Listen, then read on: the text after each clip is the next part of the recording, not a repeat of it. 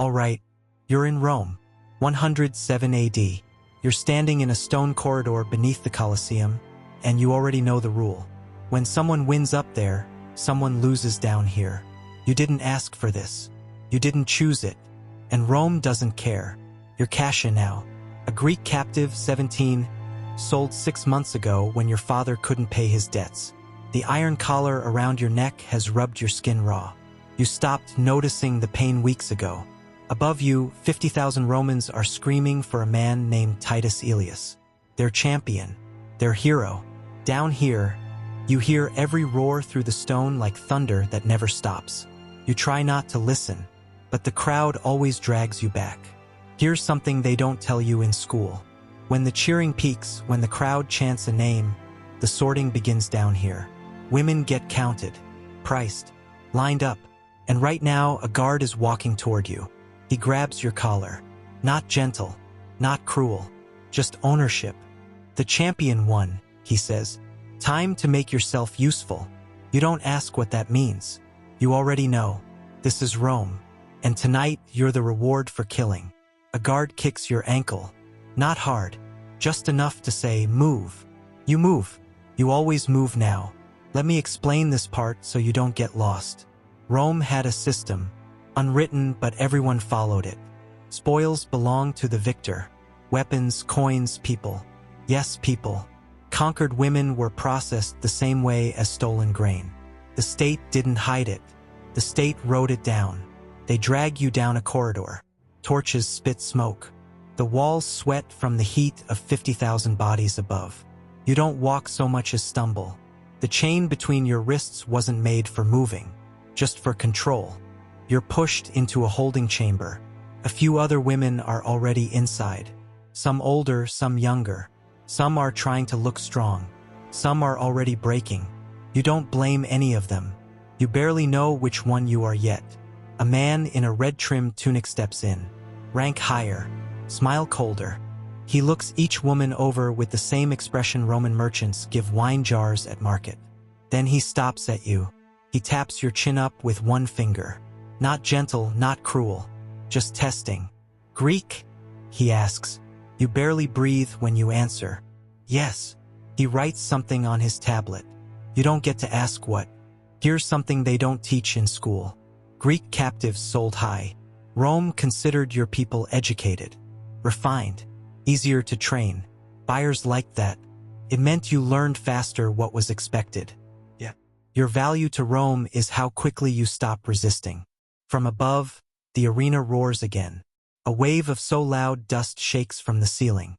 Someone announces the victor, Titus Aelius. 12 wins, 0 losses. The crowd's favorite killer. The guard pulls your chain with a short laugh. Well, he says, looks like the champion gets the first pick tonight. Wait, this is where it gets worse. They drag you down another corridor. Narrower, darker. The torches are spaced farther apart here. Shadows swallow everything between them. You hear armor ahead. Heavy footsteps. The kind that belongs to someone important. Titus Aelius walks in. He's still covered in arena dust. Blood, not his, streaks his forearms. His chest rises and falls like he just finished running. Because he did. He just finished killing. You expect him to look at the women first. He doesn't. He looks at the guard. Where's the list? Of course. Even here, even now, you're not the priority. The paperwork is. Let me explain the part the textbooks skip. When a gladiator won, especially a favorite like Titus Aelius, Rome handed him spoils. Not because he needed them, because it kept him loyal, kept him fighting, kept the crowd screaming his name. And women were included in those spoils. Not by law exactly, by tradition. Rome loved tradition more than mercy. A guard hands him a wooden tablet. He scans it. His expression doesn't change. Not even a flicker. You're not expecting kindness. Just something. Anything. But no. You get the same blank face he probably used when he killed the man an hour ago. He steps toward the line of women. One girl flinches. Another stares at the floor. You try to hold still. Because you've already learned the first rule of survival down here. Rule number 1. Keep your head down and your breathing quiet. Titus stops in front of you. You don't dare meet his eyes, but you feel him studying you. Not like a man looks at a woman, like a soldier identifying a tool.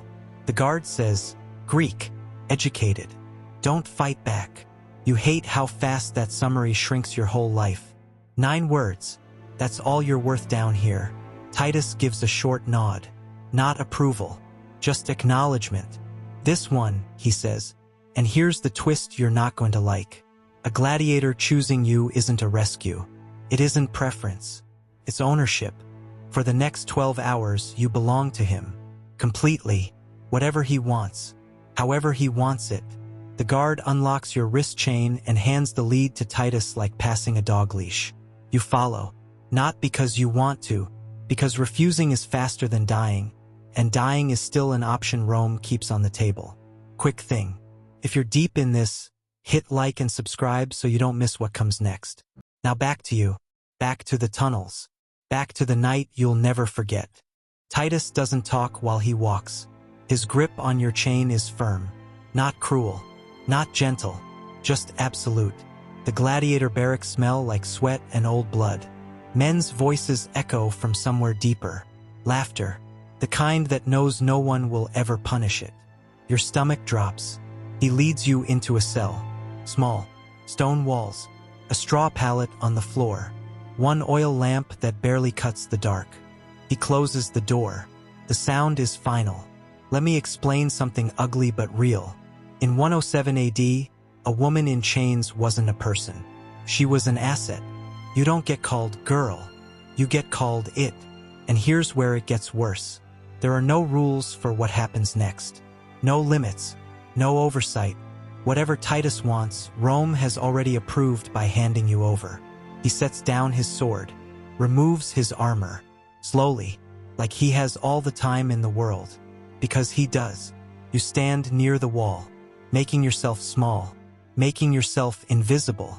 It doesn't work. Nothing works. But you try anyway. Here's your second rule of survival. Rule number 2. Never let them see fear. They enjoy that part. So you do what every captive woman in Rome learns to do. You go blank. Your face empties. Your breathing slows. You become a wall. Not because it protects you, but because it's the only shield you have. Titus looks at you for a long moment. His eyes are tired. Not soft, just tired. Then he speaks.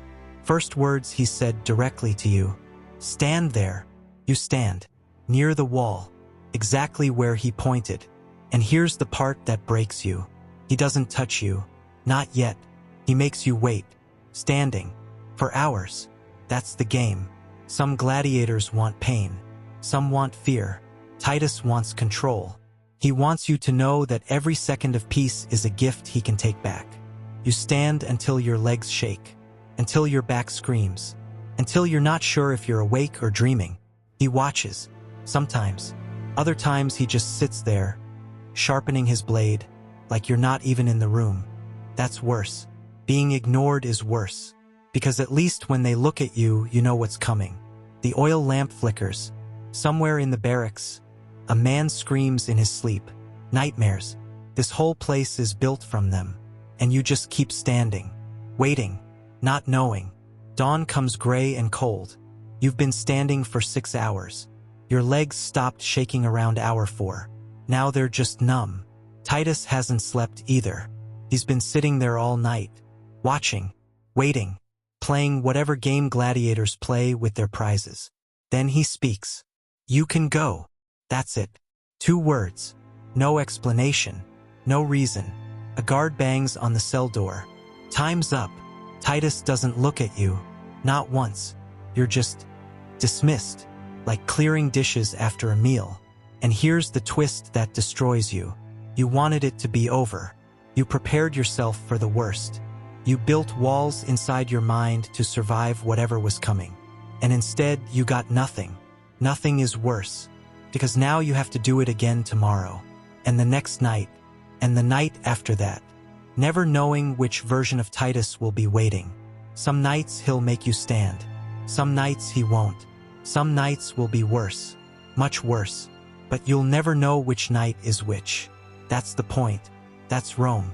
Cruelty isn't always violence. Sometimes it's the waiting. Sometimes it's not knowing.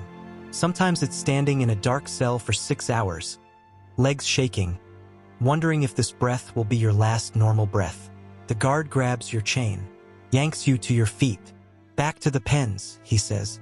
Lanista wants the women sorted for the next games. You stumble out of the cell. Your legs barely work. You haven't eaten in 20 hours. You haven't slept in 30. And here's your third rule of survival. Rule number 3, don't hope, just survive. Hope makes you hesitate. Hesitation gets you killed. So you stop hoping. You stop expecting anything. You become what Rome wants you to become. A tool, an asset, a thing that breathes but doesn't feel. Not because you chose it, because Rome broke you into it. Here's the part they never put in history books. The Roman games lasted over 600 years. 6 centuries of spectacle, thousands of gladiators, millions of deaths, and beneath every arena, in every city across the empire, there were women like you, unnamed, uncounted, used and discarded. The crowd cheered for the champions. They carved their names into monuments. They painted their faces on walls. But the women who waited in the tunnels? They got nothing. No names, no graves, no record that they ever existed. Just bones, found centuries later by archaeologists who didn't know whose story they were holding. In Pompeii, they found 2 women in the gladiator barracks, buried by Vesuvius in 79 AD. One was wearing gold jewelry, gifts from the men who used her. She died in chains. That's Rome. Glory for some, erasure for others. And the ones who suffered most are the ones history forgot first. Let me tell you what else they found in those barracks. Graffiti, scratched into the walls. Over 100 messages. Most were gladiator boasts, victory counts, kill lists, but some weren't. One message read, "May the lions have their way." Another, "I curse this place and everyone in it." The handwriting wasn't gladiator script. It was rougher, less educated, written by someone who learned letters late in life. Someone like a captive who picked up Latin in the tunnels. We don't know who wrote those messages, but we know they were angry. We know they were trapped. And we know they wanted someone someday to find their words. Rome buried your story for 2,000 years. But bones don't forget. Graffiti doesn't fade. And someone scratched a curse into a wall that outlasted the empire. May the lions have their way. We found that message. And now you know who wrote it. Tomorrow the crowd will cheer again. The sand will soak up new blood. A new champion will raise his sword. And somewhere in the tunnels, another woman will hear the roar and know exactly what's coming. You survived the story. You made it to dawn. You learned the rules. But here's the final truth. Rome writes the stories of its heroes. It buries the stories of its captives. You were one of the buried. Until now. If the story stays with you, subscribe to the Obscure Chronicles.